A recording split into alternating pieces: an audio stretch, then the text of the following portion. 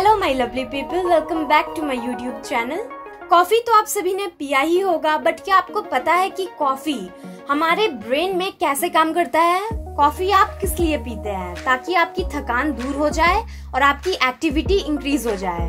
तो क्या आपको पता है कि कॉफी पीने के बाद हमें बहुत ज्यादा एक्टिव फील क्यों होता है? कॉफी पीने के बाद हमारे ब्रेन में आखिर होता क्या है? तो इसका आंसर तो आपको पूरा वीडियो देखने के बाद ही पता चलेगा। और क्या आपको पता है कि स्नेक के ऐसे दो नोक वाले टंग क्यों होते हैं, जिसे वो बार बार बाहर निकालते हैं? और इंडियन करेंसी में जो महात्मा गांधी की पिक है वो कहाँ से ली गई है?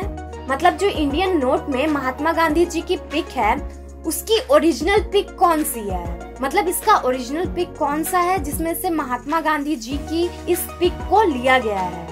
सो वीडियो को पूरा जरूर देखना, क्योंकि आज के इस वीडियो में आप अमेजिंग से भी अमेजिंग यानी सुपर डुपर अमेजिंग फैक्ट्स को जानने वाले हैं। सो चलिए वीडियो को शुरू करते हैं। फैक्ट नंबर 6, मान लो आपने 1 डजन बनाना खरीदा, ओके? तो आपने जिस दिन बनाना खरीदा उस दिन तो वो फ्रेश रहेगा, बट आप नोटिस करना कि नेक्स्ट डे बनाना का कलर हल्का ब्राउन हो जाएगा, और फिर जैसे जैसे दिन गुजरता जाएगा उसका कलर हल्का और ज्यादा डार्क ब्राउन होने लगेगा, और फिर वो ब्राउन बनाना बिल्कुल भी खाने लायक नहीं बचेगा। और ऐसा इंडियन घरों में अधिकतर होता है, बट साउथ कोरिया के स्टोर्स में बनाना को इस तरह से नहीं बल्कि कुछ इस तरह से बेचा जाता है। इसमें आप देख सकते हैं कि बनाना को उसके राइटनेस के वेरियस स्टेजेस में पैक किया गया है। इसके अंदर जो पहला बनाना है वो परफेक्टली पका हुआ है, मतलब ये बनाना इस वक्त खाने के लिए बिल्कुल परफेक्ट है। इसके बाद वाला जो बनाना है वो हल्का कम पका हुआ है, और ये उसके नेक्स्ट डे खाने के लिए बिल्कुल परफेक्ट है। तो इसी तरह उसके बाद वाला बनाना तीसरे दिन खाने के लिए है, और उसके बाद वाला चौथे दिन के लिए है, और जो सबसे लास्ट वाला बनाना है वो लाइट ग्रीन है, मतलब ये 6th डे के खाने के लिए है। 6th डे तक ये बनाना परफेक्टली पक जाएगा। इस पैकेज का बेनिफिट ये है कि आप हर एक दिन बनाना के बिना ब्राउन हुए खा सकते हो। और बनाना के इस पैकेज को कहा जाता है 1 a day बनाना, मतलब 1 a day, एक दिन में एक बनाना। कितना अमेजिंग और यूनिक है ना साउथ कोरिया का ये बनाना पैकेज। फैक्ट नंबर 5, क्या आपने कभी स्नेक के टंग को ध्यान से देखा है? स्नेक अपना टंग बार बार बाहर निकालता है, फिर अंदर डालता है, फिर बाहर निकालता है, फिर अंदर डालता है। और स्नेक का टंग इस तरह से फॉक्ड होता है, यानी दो नोक वाला, इधर से भी और इधर से भी। तो क्या आपको पता है कि ऐसा क्यों होता है? तो ये जानकर आप चौंक जाएंगे कि स्नेक एक सेकेंड, सबसे पहले आप ये बताओ कि हम अपने टंग का यूज किस लिए करते हैं? किसी भी चीज को टेस्ट करने के लिए, राइट? बट स्नेक अपने टंग का यूज किसी भी चीज को स्मेल करने के लिए करते हैं, मतलब उसके सराउंडिंग में जो भी चीजें हैं, जैसे कि खाना हुआ या फिर और कुछ, तो वो अपने टंग के थ्रू ही उस चीज को स्मेल करके उस तक पहुंचते हैं। जैसे कि हम ह्यूमंस किसी भी चीज को टंग के जरिए स्मेल नहीं कर सकते हैं, बट स्नेक अपने टंग के थ्रू ही किसी भी चीज को स्मेल करते हैं। तो जब स्नेक अपने टंग को बार बार बाहर निकालता है तो हवा में मौजूद ओडर पार्टिकल्स को भी वो अपने टंग में कलेक्ट कर लेता है, और फिर जब वो अपने टंग को अंदर करता है तो टंग में मौजूद ओडर पार्टिकल्स ट्रांसफर हो जाते हैं एक ऑर्गन में, जिसका नाम है वोमेरो नेजल ऑर्गन। और ये ऑर्गन उस स्मेल को डिटेक्ट कर लेता है, और ओडर को डिटेक्ट करके वो ब्रेन तक सिग्नल पहुंचा देता है कि ये इस चीज का ओडर है। तो स्नेक का टंग ही है जो उसे किसी भी चीज को स्मेल करने में बहुत ज्यादा मदद करता है। तो ये तो हो गया, बट अब क्वेश्चन ये है कि स्नेक के फॉर्क टंग क्यों होते हैं? तो ऐसा इसलिए होता है ताकि स्नेक 2 डिफरेंट डायरेक्शन से ओडर को कलेक्ट कर पाए, मींस इस डायरेक्शन से भी और इस डायरेक्शन से भी। और इस फॉर्क्ड टंग की वजह से स्नेक को अपना खाना खोजने में भी प्रॉब्लम नहीं होती है। तो यही रीजन है कि स्नेक अपने टंग को बार बार अंदर बाहर करते रहता है, क्योंकि उसे भी तो पता होना चाहिए कि मुझे किस डायरेक्शन में जाना चाहिए, कौन सा डायरेक्शन मेरे लिए परफेक्ट है। कहीं आगे स्नेक का दुश्मन तो खड़ा नहीं है उसे मारने के लिए। जस्ट यही सब आई होप आपको समझ में आ गया होगा। I know you all are intelligent people. Fact number 4, ये जो आपके स्क्रीन पर दिखाई दे रहा है ये क्या है? आप ऑब्वियसली यही कहेंगे कि ये कोई पेपर पे बनाया हुआ पेंटिंग है, बट ये जानकर आप चौंक जाएंगे कि ये कोई पेंटिंग नहीं है। तो आप कहेंगे कि ये कोई पेंटिंग नहीं है, तो फिर ये क्या है?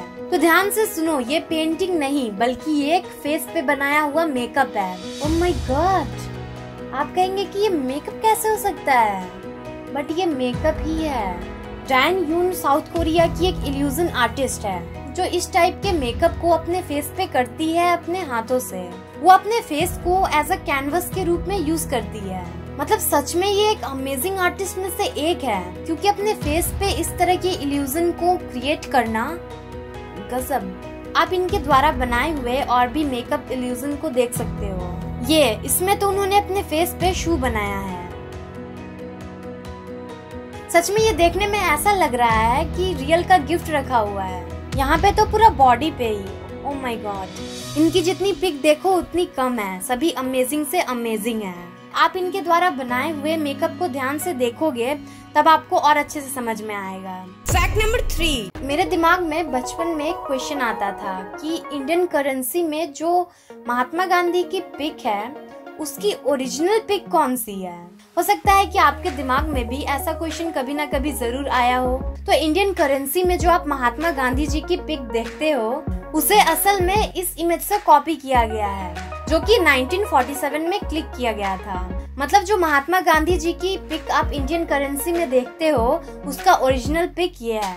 इस इमेज को ही फ्लिप और क्रॉप करके इंडियन करेंसी में यूज किया जाता है। आई होप आपको ये फैक्ट अमेजिंग लगा होगा, क्योंकि आप अपनी डेली लाइफ में महात्मा गांधी जी की इस पिक को देखते हो। इस पिक को एक बार ध्यान से देख लो। फैक्ट नंबर 2, कॉफी तो आप सभी ने पिया ही होगा।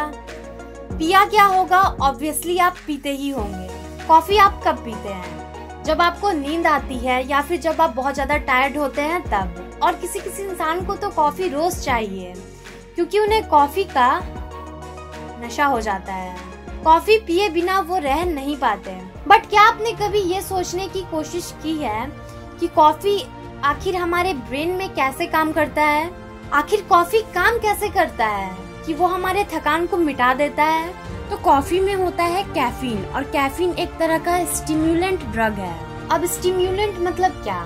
स्टिम्युलेंट मतलब ड्रग का ऐसा टाइप जो आपकी एक्टिविटी और एक्साइटमेंट को इंक्रीज कर देता है। और स्टिम्युलेंट का एग्जाम्पल हो गया कोकेन, कैफीन, एम्फेटामिन।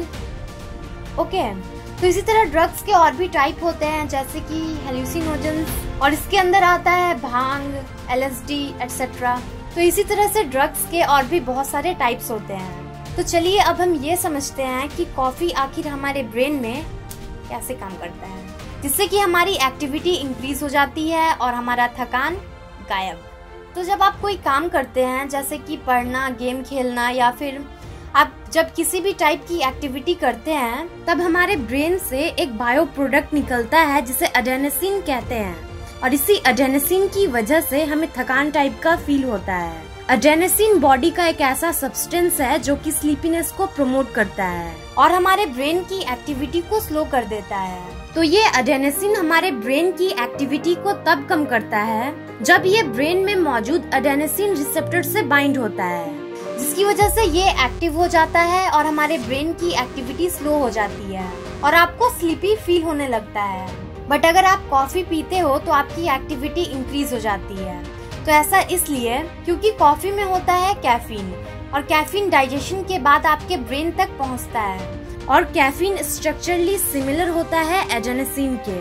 तो कैफीन के एडेनोसिन से सिमिलर होने की वजह से कैफीन एडेनोसिन रिसेप्टर से बाइंड हो जाता है और एडेनोसिन रिसेप्टर ब्लॉक हो जाता है, जिसकी वजह से एडेनोसिन रिसेप्टर से बाइंड नहीं कर पाता। और एडेनोसिन के एडेनोसिन रिसेप्टर से बाइंड ना होने के कारण आपके ब्रेन की एक्टिविटी स्लो नहीं पड़ती। आप बिल्कुल एनर्जेटिक और एक्टिव फील करते हो। आई होप आपको समझ में आ गया होगा कि कॉफी पीने के बाद हमें इतना एक्टिव फील क्यों होता है।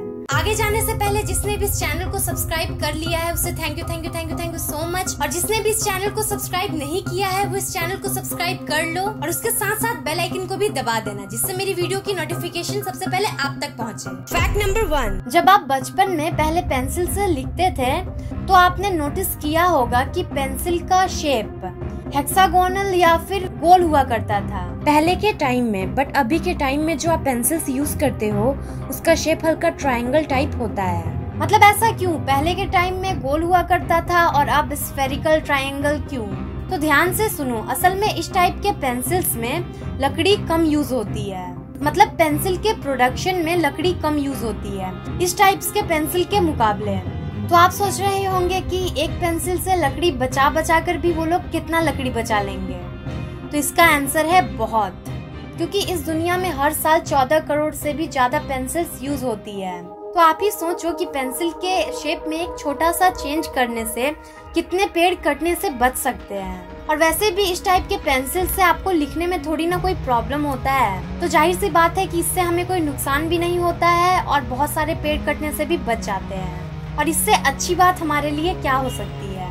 आपको कौन सा फैक्ट सबसे ज्यादा अमेजिंग लगा, मुझे नीचे कमेंट करके जरूर बताना। वीडियो पसंद आया हो तो वीडियो को लाइक जरूर करना और इसे अपने फ्रेंड्स और फैमिली के साथ शेयर जरूर कर देना। और आप मुझे मेरे इंस्टाग्राम, फेसबुक और ट्विटर में भी फॉलो कर सकते हैं।